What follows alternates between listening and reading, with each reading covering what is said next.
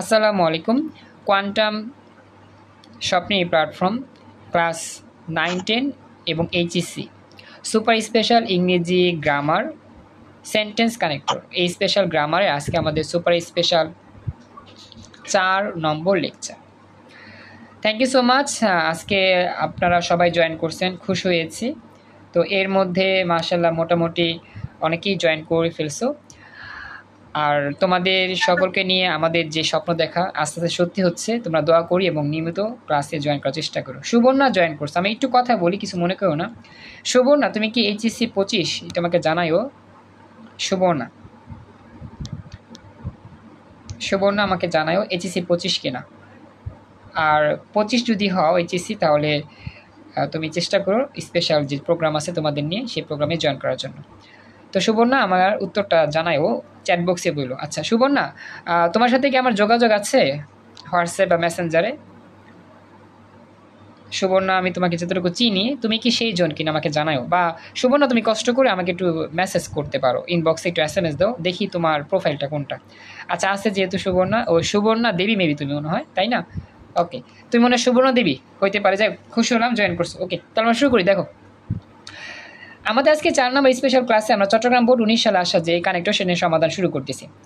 আমাদের বলতেছে we must be aware of the dangerous of smoking. Bangla হচ্ছে আমাদের ধূমপানের বিপদ সম্পর্কে সচেতন হতে হবে।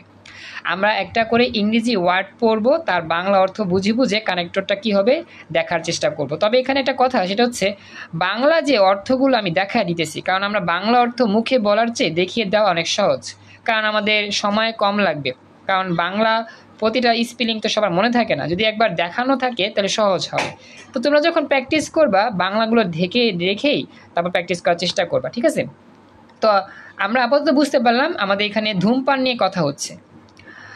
ইট is harmful to us in various ways. এটা বিভিন্নভাবে আমাদের ক্ষতি করে থাকে। It causes various disease. এটা বিভিন্ন রোগ সৃষ্টি করে। তারপর বলতেছে dash, blood pressure, heart attack, তারপর হচ্ছে ব্রন স্টিক্স, ক্যান্সার, ইটিসি। এখন বলতেছে ধূমপানের ফলে এটা বিভিন্ন রোগ সৃষ্টি করে। করার পর লেখা আছে যেমন। আসলে এই যেমনটাই হচ্ছে আমাদের এই শূন্যস্থানের কানেক্টর। ইহিদিনা জয়েন করছো, থ্যাংক ইউ। সবাইকে বুঝতে পারছো? একটু আমাকে জানাও। আদিবা জয়েন করছো, থ্যাংক ইউ। তো এই যে আমাদের যেমন, এই যেমনটাই হচ্ছে কি কানেক্টর। এটা বিভিন্ন রোগ সৃষ্টি করে। যেমন যেমন রক্তচাপ, হৃৎপিণ্ডের আক্রমণ, শ্বাসনালীর প্রদাহ ও ক্যান্সার ইত্যাদি। তো এই যে যেমন যেমন যদি বলি, তাহলে আমরা যেমনের জন্য কেমন কানেক্টর ব্যবহার করতে পারি বলো তো? It is causes various disease. যেমনের জন্য কি হইতে পারে? একটু ট্রাই করো, চেষ্টা করো। কানেক্টরটা তো আমরা অনেক করছি, লাইক অ্যাজ, লাইক দ্যাট, এরকম হইতে পারে। তো এখানে আমাদের উত্তর লেখা আছে লাইক, জাস্ট লাইক দেওয়া আছে, অথবা সাচ অ্যাজ দিতে পারি। সাচ অ্যাজ অথবা লাইক। যেমন, খেয়াল রাখবা আমাদের যেহেতু বলতেছে যেমন, যেমন আমাদের এই রোগগুলো হয়, তো যেমন হচ্ছে একটা আমার কানেক্টরের হিসাব। তো আমরা লিখবো লাইক, যেমন ব্লাড প্রেশার, এটা এটা এটা টিসি। তো এই হচ্ছে প্রথম উত্তর। তো আমাদের এটা হবে কি যেমন বা লাইক অথবা সাচ অ্যাজ। সবাইকে বুঝতে পারছো? জানাতুল মামা জয়েন করছো, থ্যাংক ইউ সো মাচ। নিয়মিত ক্লাসে জয়েন করো, খুশি হলাম জয়েন করার জন্য। এটা আমাকে জানাও সবাইকে বুঝতে পারছেন এই কানেক্টরটা? আচ্ছা, এরপরে পরবর্তী অংশ খেয়াল করো। বলতেছে dash smoking causes harm to dash the smokers. এখন এখানে কি হবে আমরা একটু দেখি, চিন্তা করি। এখানে বলতেছে সি নাম্বারের বাংলাটা এছাড়াও এটি বায়ু দূষণ করে। এছাড়াও কি করে এটি? হ্যাঁ, মোরওভার, ভেরি গুড। আমি এটা ব্যবহার করতে পারি যে মোরওভার বা বিসাইডস, তাছাড়া, মোরওভার বা বিসাইডস, তাছাড়া অথবা এছাড়া smoking causes harm to dash smokers. Smoking আমাদের কি করে?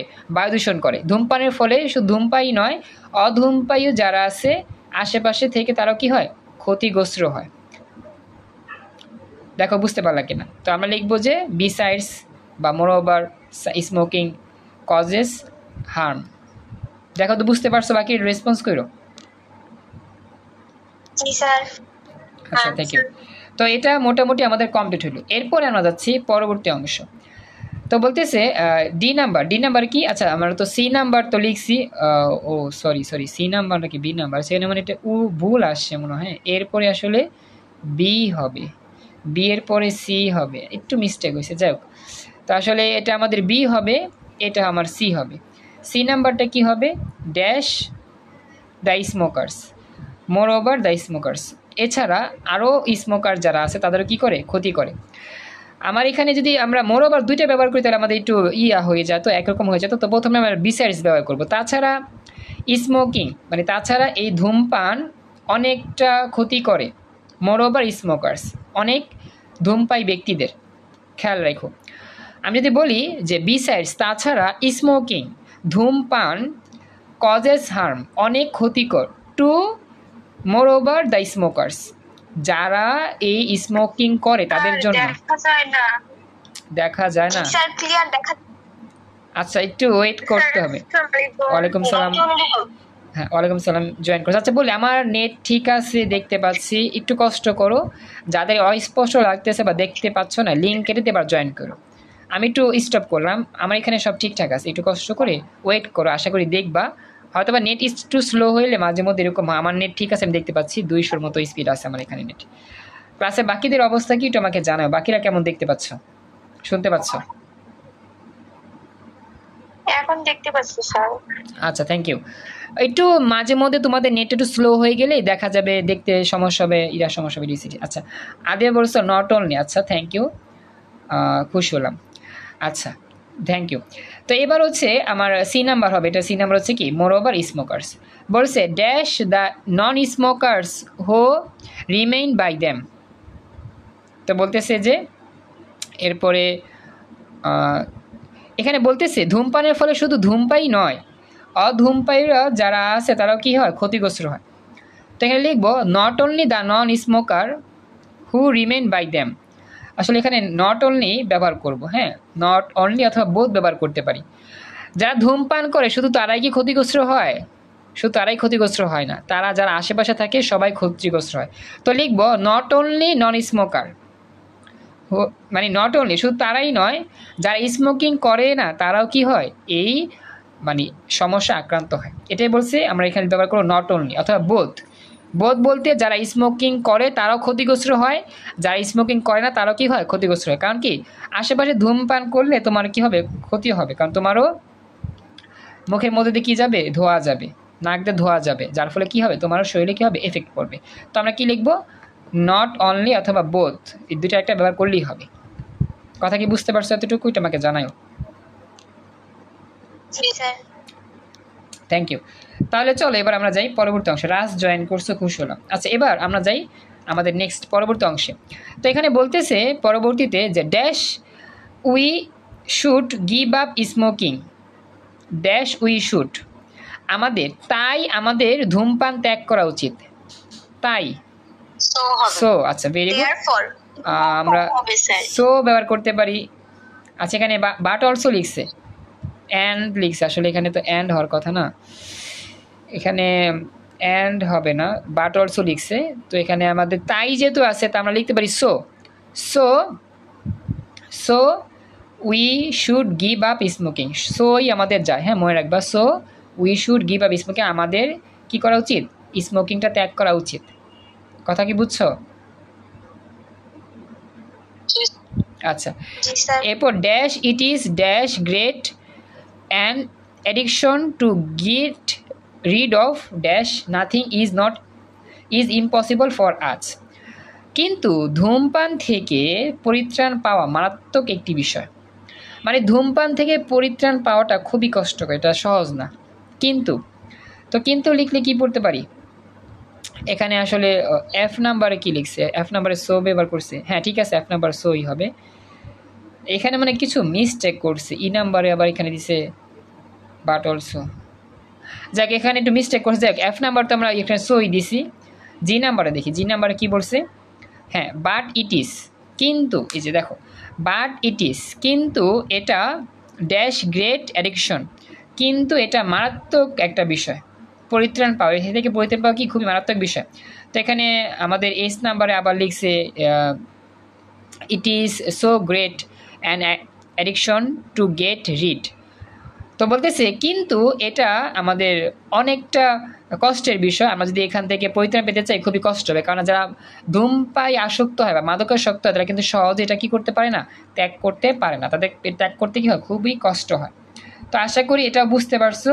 তো একটু কষ্ট করে মেনে করে, আসলে উত্তরের মধ্যে একটু মিস্টেক আছে বুঝছো, উত্তরের সাথে এটা কিছু কিছু না মানে কারেকশন করতে হবে। তো এই হচ্ছে বিষয়। But it is so great addiction of,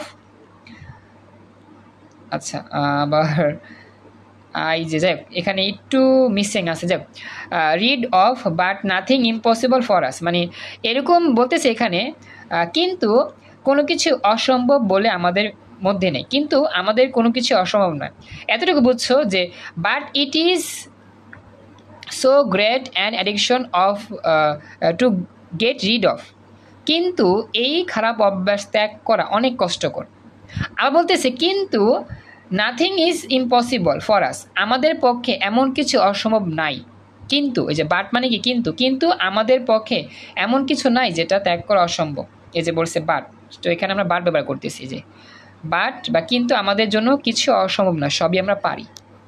দেখো মিলছে কিনা একটু সবাই আমার রেসপন্স করে জানায়ও।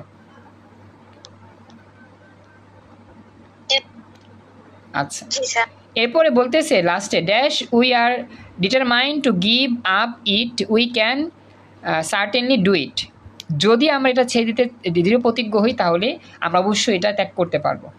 ইফ যদি আমরা ডিটারমাইন হই, দৃঢ় প্রতিজ্ঞ হই, যদি আমরা দৃঢ় প্রতিজ্ঞ হই যে যে আমরা ধূমপান ত্যাগ করব, অবশ্যই আমরা কি করতে পারবো, এটা ত্যাগ করতে পারবো। তো এটা হচ্ছে আমাদের এই কারেকশন, সঠিক উত্তর লাস্টে আমরা ইফ ব্যবহার করব। দেখো ক্লাসে বাকিরা যারা আসছো বুঝতে পারলা কিনা, মোটামুটি বুঝতে পেরেছো? এভাবেই আমাদের কি করতে হবে, এই গ্রামার টার্মগুলো কমপ্লিট করতে হবে। তো আমাদের এটা কমপ্লিট, আমরা এখন নেক্সট পরবর্তী অংশে আসি। তো পরবর্তী যে স্টেপ এটা আমাদের আসতেছে বরিশাল বোর্ড 19 সালে, খেয়াল করো। তো আমরা এটা দেখি এটা কোন প্রসঙ্গে আমাদের বলতেছে, বলতেছে we should always keep in mind dash all kinds of physical exercise are not switchable for all, এটা আমাদের শারীরিক ব্যায়াম নিয়ে আসলে আলোচনা আছে। হ্যাঁ, তো আমরা একটু দেখি, চেষ্টা করি উত্তর করার জন্য। বলতেছে এখানে আমাদের মনে রাখা উচিত যে সকল প্রকারের শারীরিক ব্যায়াম সবার জন্য উপযুক্ত নয়, অর্থাৎ আমরা যে ব্যায়াম করি সকল প্রকার ব্যায়াম সবার জন্য উপযুক্ত নয়, কেউ কেউ এই ব্যায়াম ভালো করে আয়ত্ত করতে পারে, কেউ কেউ আবার পারে না। তো আমাদের we should always keep mind যে সকল প্রকার ব্যায়াম আমাদের সকলের পক্ষে কি নয়, সামঞ্জস্যপূর্ণ নয় বা সকলের জন্য প্রযোজ্য নয়। কথা কি বুঝছো?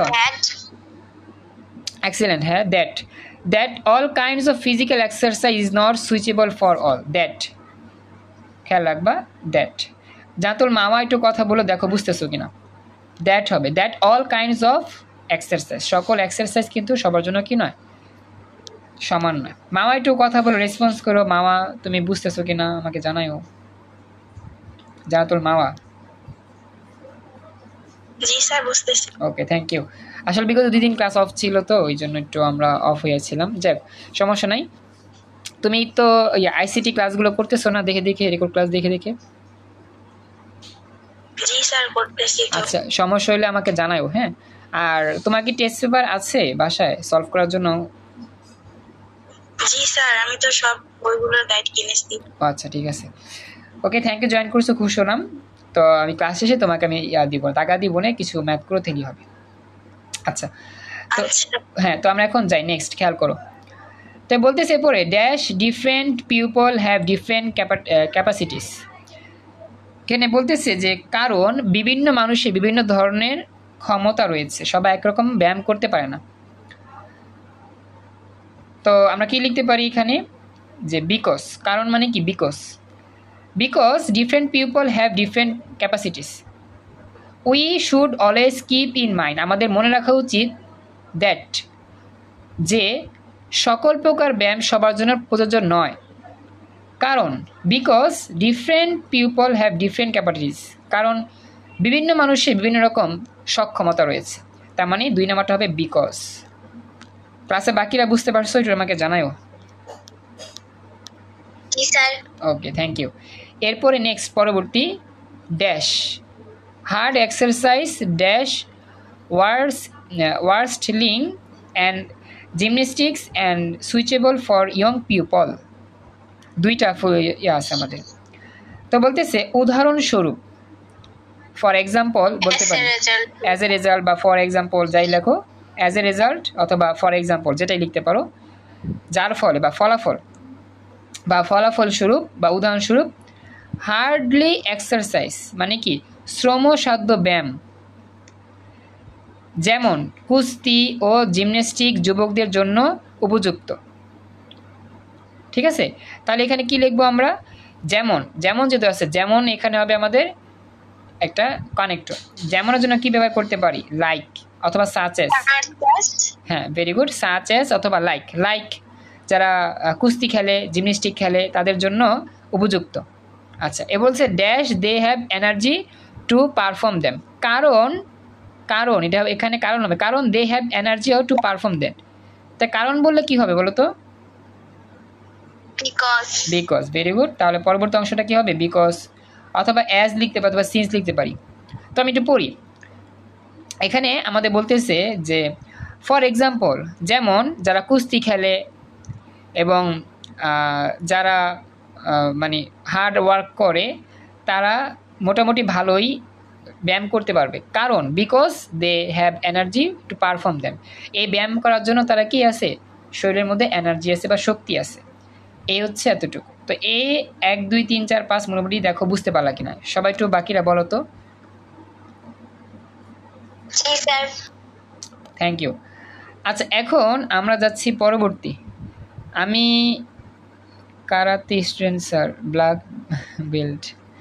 ও আচ্ছা, ক্যারাতেই খেলো তোমরা? কি ক্যারাতেই খেলো আদিবা? খেলছিলা তোমাদের ইয়াতে কলেজে? না, কলেজে খেলা হয় নাই, আমি জাতীয় পর্যায়ে স্টেডিয়ামে কয়েকবার খেলছি। ও আচ্ছা, তাই। যাক, পেয়ে গেলাম একজন, তো খেলো, খুশি হলাম বলছো। আচ্ছা, এবার দেখো পরবর্তী অংশে বলতেছে, এখানে কোথায় ছিলাম? হ্যাঁ, walker and all people, sorry, weaker and old people should take the middle exercise dash walking, jogging and free hand exercise। তো বলতেছে এরপরে পরবর্তী অংশ যে দুর্বল ও বৃদ্ধ মানুষদের হালকা ব্যায়াম, যেমন হাঁটা, হালকা নড়াচড়া, মুক্ত ব্যায়াম করা উচিত। তো এখানে যেমন যেহেতু আছে, যেমন, যেমনের জন্য কি ব্যবহার করবো? লাইক, সাচেস, ওই যে লাইক, সেচ, যেমন, ওই যে আগের মতোই। এখানে বলতেছে যে উইকার দুর্বল, ওল্ড পিপল বৃদ্ধ মানুষ উচিত, take middle exercise like such as walking, jogging, free exercise etc.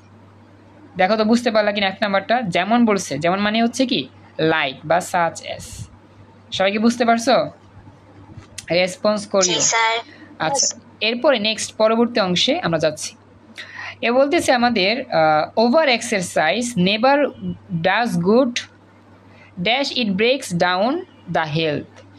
এখন বলতেছে বেশি ব্যায়াম কখনোই ভালো নয়, বরং এটি স্বাস্থ্যকে ভেঙে দেয়। বেশি ব্যায়াম করলে কিন্তু দেখা যাবে অনেক ক্ষেত্রে আমাদের শরীরের এনার্জি লস হয়। বরং বলছে, বরং। তো বরং কি লিখবো আমরা? বরং, ইট ব্রেকস। তো এখানে বরংয়ের মধ্যে আমাদের দেওয়া আছে রেদার। ভেরি গুড, রেদার বা ইনস্টেড। রেদার বা ইনস্টেড, রেদার মানে হচ্ছে বরং। তো বলতেছে over exercise never does good, rather it ব্রেকস down the health. Over exercise বেশি পরিশ্রম করা কি নয়, ভালো নয়, বরং এটা আমাদের স্বাস্থ্যের জন্য ক্ষতিকর। আচ্ছা, এরপর dash we should always take choice exercise dash would suit us. তো বলতেছে যে তাই আমাদের সবসময় উচিত এমন ধরনের ব্যায়াম করা যেগুলো আমাদের জন্য উপযুক্ত। তো কি বলছে? তাই, তাই বলে আমরা কি ব্যবহার করব? সো বা দেয়ার ফর। ভেরি গুড, হ্যাঁ, দেয়ার ফর বা সো। তো লিখতেছে এখানে যে so we should always take choice exercise dash would suit আজ।